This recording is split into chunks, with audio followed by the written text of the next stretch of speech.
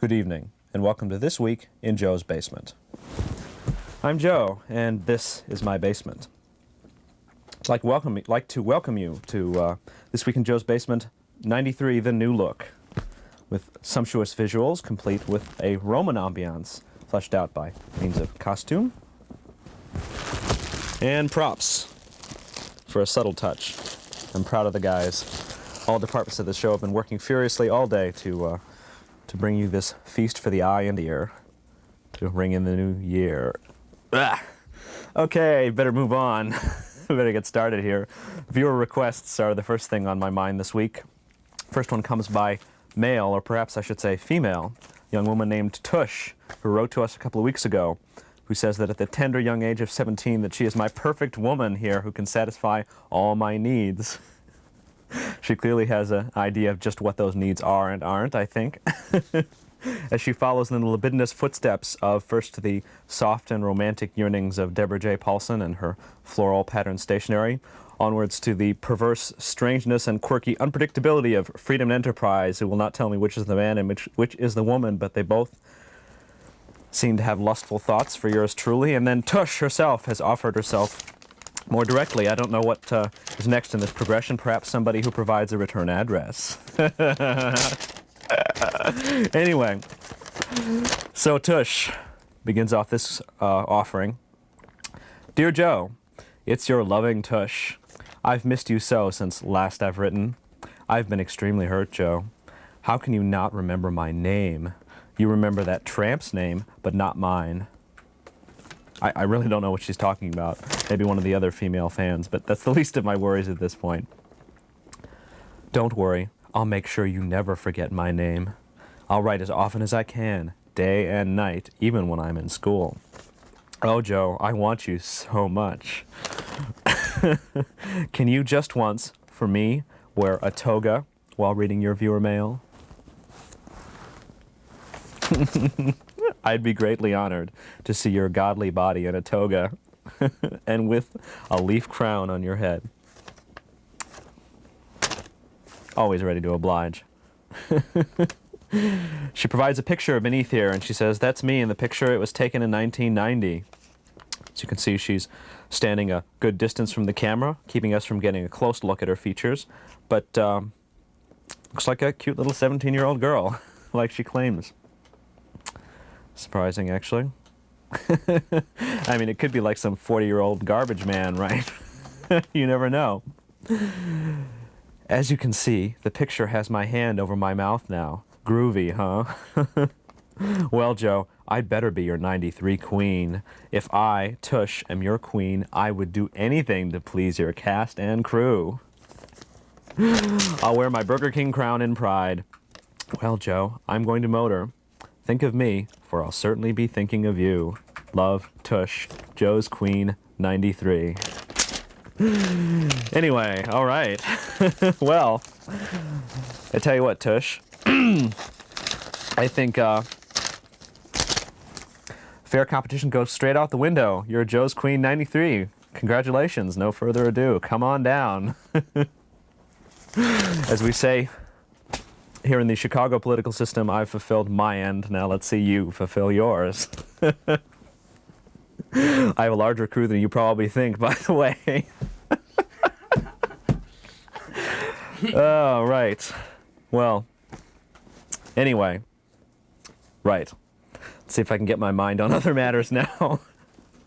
Sandwich Dan, a entertaining gentleman who called us last week, had a prank, what seemed like a perfect made-for-television stunt that he wanted to pull for us. And Well, we in Joe's Basement are always game for something extremely silly and of little significance. So here goes.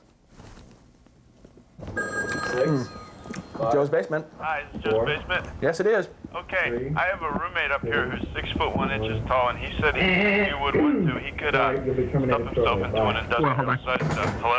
I couldn't catch it. He's 6'1", and what does he want to do? He wants to stuff himself into an industrial dryer at any laundromat of your choice. We would like to see that very much. You would like to see that? Yeah. Can you write to us? Our address is at the end of the show. Okay, sure. I was wondering, do you guys get my letter? I don't know if we got your letter. What's your name? The Sandwich Dan? Sandwich Dan. We get a letter from Sandwich Dan? Yeah, Yeah, he's the guy who wants to put himself in the washing in the dryer. In the dryer? Yeah, that's me. Yeah, we got it. Give him his phone number. Ask for his phone number. We need your phone number. 4802. Yeah. And does Great. he know a way to do it without getting arrested? Do you know a way to do it without getting arrested? No, I'm willing to take the risk of getting arrested. It's Do you know a way to do it? That's really great to know, Sandwich. That's how exciting it is. This is like, we're like... Pass the toilet paper down to my side, guys. We're like TV's answers to cops. Criminals! Today we went off to break into a laundromat and... So, Joe, much as I hate to say it, this is probably something that would be better done at the L1, because this fucker is attracts a crowd. I suppose, yeah, I didn't It's a little conspicuous. Well, again, what I'm hoping for is that the cameraman gets absolved of all guilt. Because the cameraman isn't actually doing anything. It's only guilt by association, which is enough for the cops, admittedly, to arrest us because that's the way the, practical execution of the law would work. Who those people are? You guys from Joe's Basement? Yeah. That's us. Right this way. Thank you. Joe, of course, and this is Bob and Dan. Hey. Dan's my technical director. Bob's always along whenever illegal activities are involved. Come on in. You guys want a beer? Well, I have the most experience. Whatever. I'm glad you guys showed up at my apartment. Cool. Chance to see where I live. And Nice sheet, but the new kids on the block. I like that. That's very nice. Yeah. Ex-girlfriend gave me those. So, wait, tell us what else about you staked out this place, about how, Well, what the I authorities are. staked it out. The place closes at 10. The people come in to clean at 9:40. So we got to make sure that we're out of there at 9:40. How busy is it going to be on a Saturday? It's never busy. Okay, because one of the problems is, the camera tends to attract attention. Yeah. We didn't have anything smaller, unfortunately. Yeah, it's virtually uninhibited. Is there a guy? There is a manager there. There's nobody there ever. Oh, really? Oh, Until okay. 9:40. That's why I picked out Okay, this place. excellent. Okay, I'm comfortable. There's not much. I think we can keep going. I think this is very silly, yeah. All right, that's pretty safe. Good choice, huh? Yeah, yeah.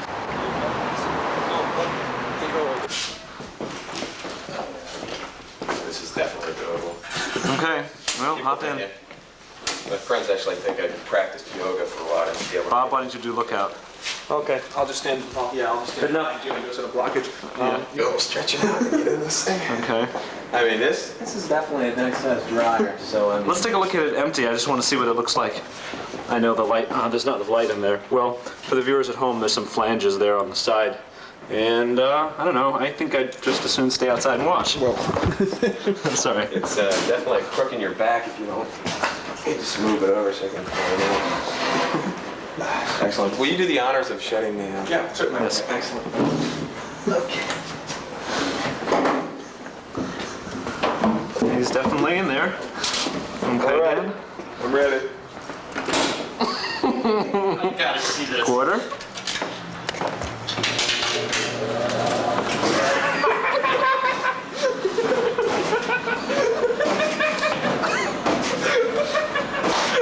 I don't know what to say.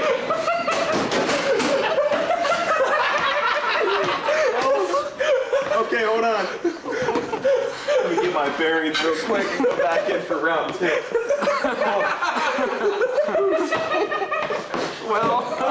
Well done. Oh, probably should have drank those beers. Well done, Sandwich. I had the ultimate fear of like drinking a lot of beers before doing this and chunking as I come out. It probably would have been too great. But I'm glad you guys put it on low because, like I said before, my hair kind of puffs out when it's on high. It's really unattractive. So. Tell them about the special clothing.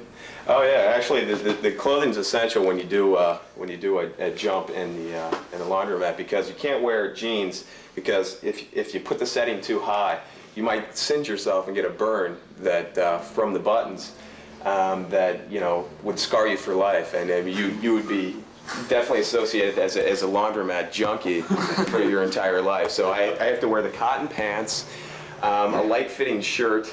And the hat's essential too, especially if you have long hair. So that's. Did you know that there was a complete uniform and coded procedure for this There is event? a coded procedure. So the hat adds a little cushion because sometimes it gets a little rough when you start smashing around. So. Cool. Excellent. Cool.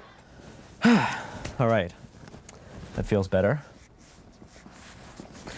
Well, so as this little stunt demonstrated, we here at This Week in Joe's Basement are always happy to hear from our viewers. And in fact, if you have any comments or suggestions or wacky ideas, then we will act upon them with surprising frequency and fidelity. So, to that effect, I remind you of our ongoing pledge here at This Week in Joe's Basement. The address that you see, as always, at the bottom of your screen, our special viewer mail address. Any mail that you viewers send to us, any mail whatsoever, any shape, size, object, language, or whatever, we will present it in some manner on the air. And if it's interesting, we'll do something with it. And we like that as sort of breaking down the fourth wall of television, to give you viewers a chance to have some input. Anyway, so in that spirit, in fact, I'll say that again. Who was it, Dan? Your brother. Oh. Thought you said it to vibrate. No. You scum. All right, in that spirit, of the viewer mail thing, we've devised a little exercise for you folks out there to generate a few ideas. Tush has given me this notion that people like to take these strange photographs of themselves, I guess.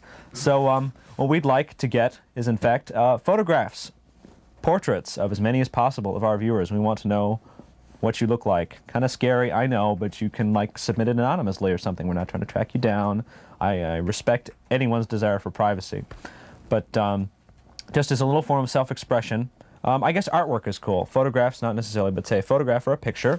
It can be, I've got some examples here to give you the spirit of the exercise. It can be, some sort of a pose which reflects how you're feeling at the moment, or perhaps some sort of a vulnerable posture to let us see a side of you that we wouldn't normally see. Or perhaps some sort of conspicuously clever pose designed to provoke us or amuse us. In any event, so please send your submissions, your contributions to our viewer mail address, and we'll collect them hopefully in a few weeks or in a month or two, and see what we come up with. We can't offer you any money, I'm sorry, but not only does cable access not allow us to advertise, but we can't give away prizes. So, the pleasure of being clever and being on television is just going to have to do. But, hey, that's what it's all about, right? Okay, what's next on here? Oh, all right. So a longtime friend of mine, in fact, he goes back to the second grade, John Kohler. He's long been very, very, very loosely associated with This Week in Joe's Basement and more closely associated with, my social life. Anyway, he hasn't been laid in a long time. And I know what that's like. It hurts. So, as long as I've got some time here on this week's episode, I'd like to perform a private service for a member of my staff who really doesn't get the credit he deserves. So,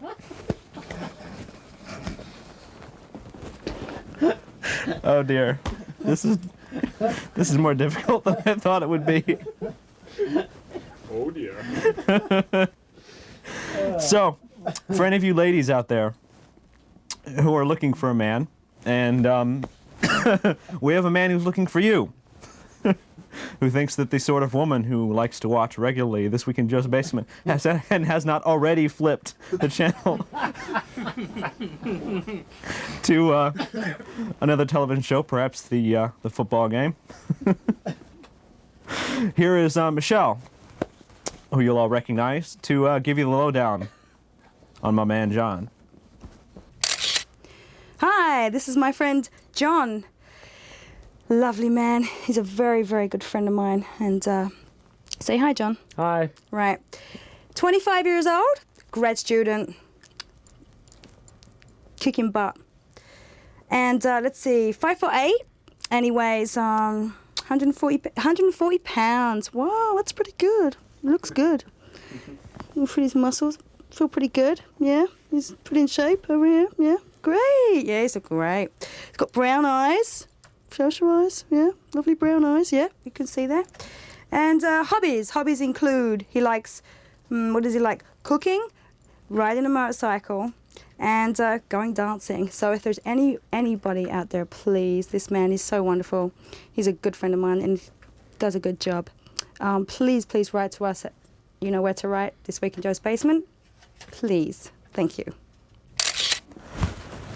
All right, so here's the address. Get to it. First come, first served. I guess. I think the way Bob, who has much less restraint in these matters, said something about how no reasonable offers will be refused.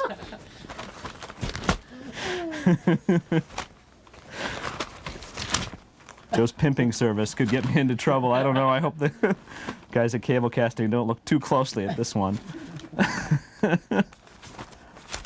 But I'm not advertising, I'm not taking any money, and I'm not offering a service, so I don't really see why it should be too much of a problem.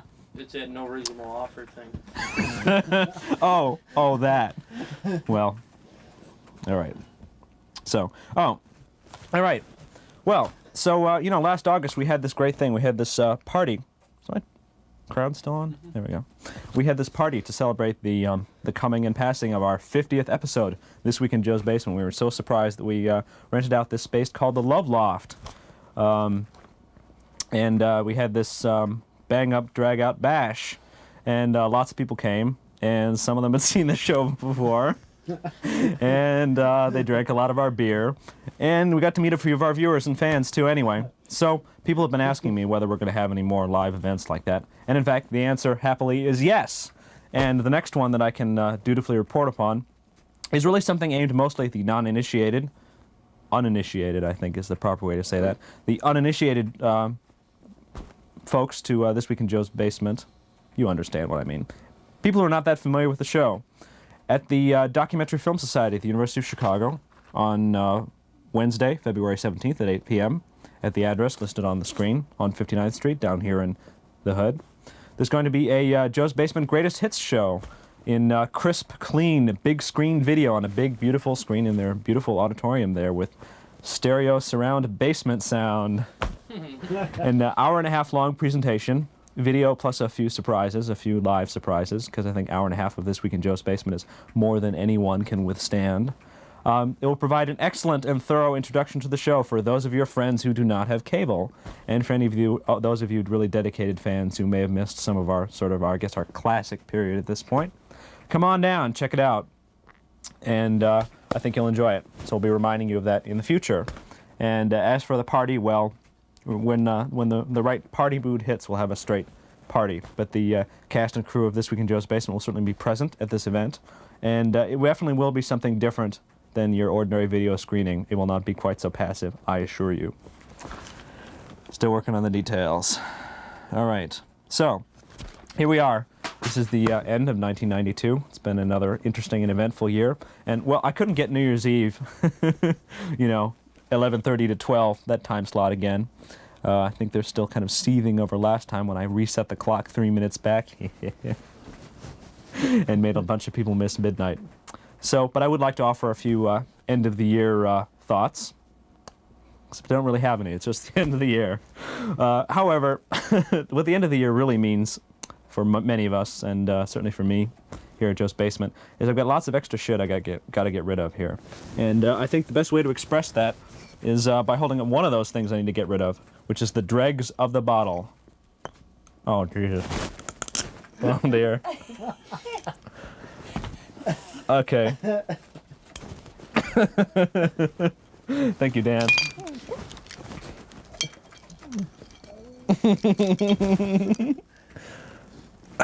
See, normally, we prepare these for my cork spitting act. Television, being as it is, merely an illusion. However, this week we've been kind of rushed and didn't really properly prepare. Oh, thank you, Dan. So, this week in Joe's Basement, I'd like to empty the dregs of the bottle, all the extra bits and snippets of useless video that I want to blank and reuse the tape. There's no theme to the segments, which you will see forthcoming to fill out the rest of this episode. They don't really bear any relationship to each other. Most of them are mildly amusing, but you know, I just need to store them someplace. So here you go, the dregs of the bottle. Thank you, Dan. Looks like that was the gaseous dregs of your meal there. The dregs of the bottle finishes off this week in Joe's Basement. So how do you make poetry, Cosmo? Oh, I told you how Lobagola would scream through a tube 11 feet long and make the sound of animals. But I want to tell you how you can become a great poet. Like one day, I put these words together. Long droom bloom and a tringle and a rilla, rilla, rilla, rilla. Smack into the angle and a back and a tringle-rilla. Now you see how easy it is to make poetry? You can just use your voice, just your common voice, and make different sounds, and you can make a continuous line of poetry.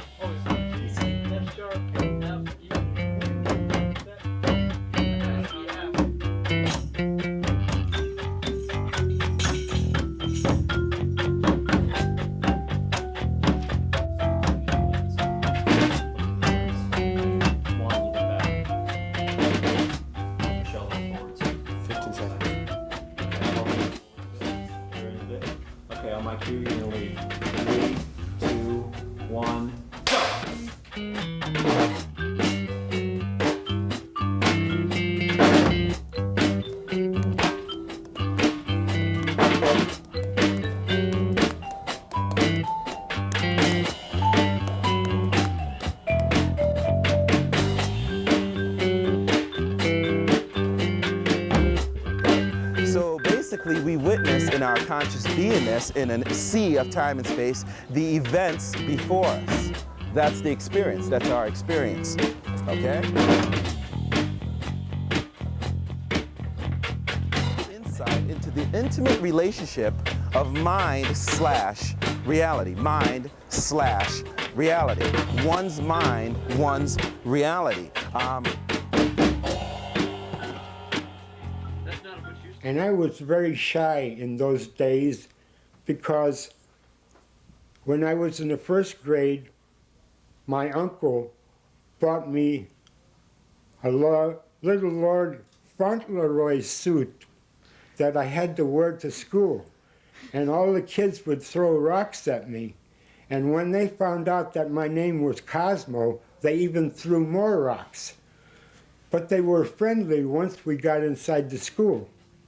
Then they stopped throwing rocks. Yeah. They were friendly, but I was very mixed up. I didn't know whether they liked me or whether they hated me or what. Damascus. Running through long white deserts, looking at birds overhead, watching videos. This is interesting. Weapons used in homicide, 1990. What's that?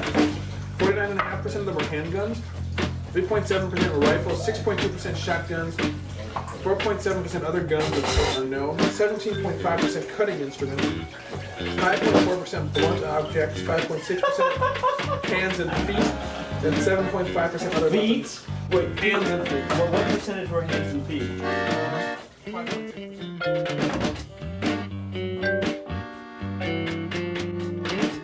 The many thrones and the heavy buckets. You're waiting for the beautiful princess for dancing.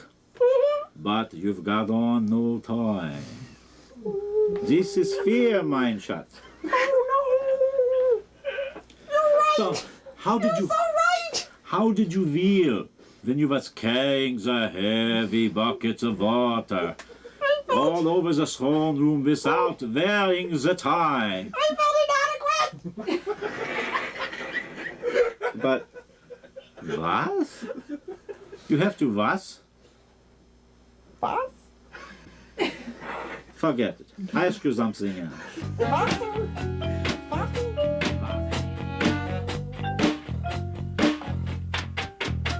Damascus.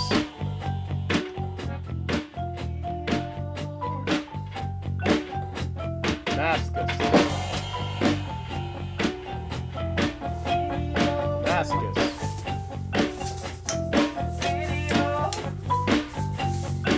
Damascus.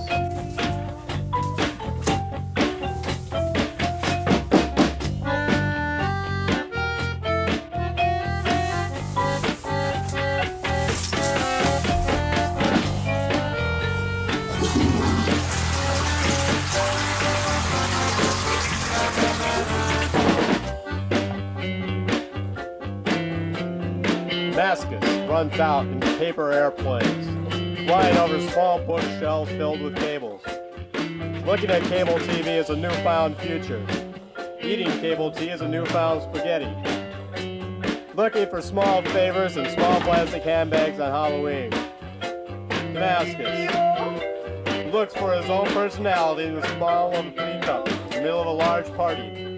Damascus. Thriving population, overboard size. Corner cops, blue t-shirts. Damascus.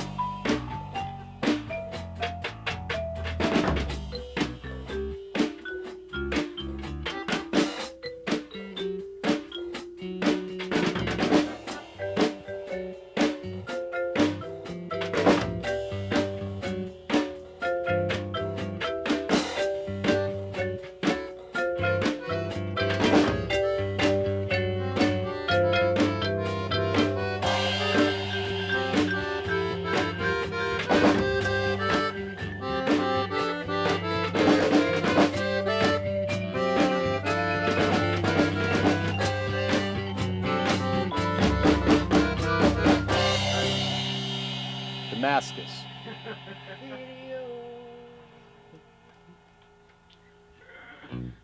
Ah!